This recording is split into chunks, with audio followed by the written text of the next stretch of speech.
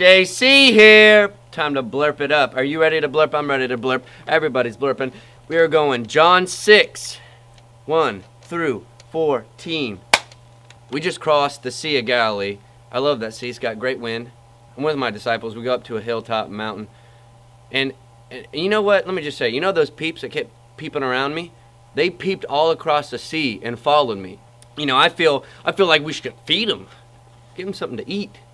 And I asked my disciple, Philip. I look him in the eye and I say, Philip, Filipino, Philip,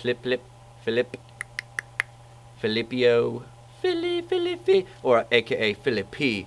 I ask him, I look him in the eye and I say, Philip, what are we going to do? He looked at me and goes,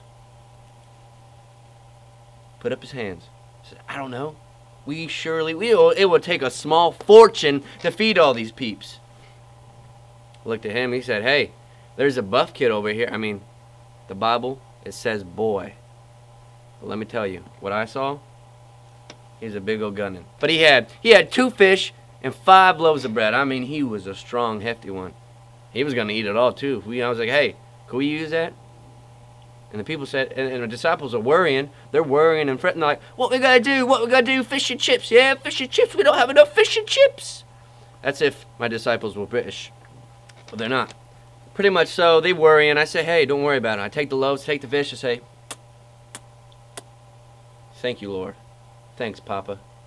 So I give thanks. Tell them, you peeps, sit down. And they sat down.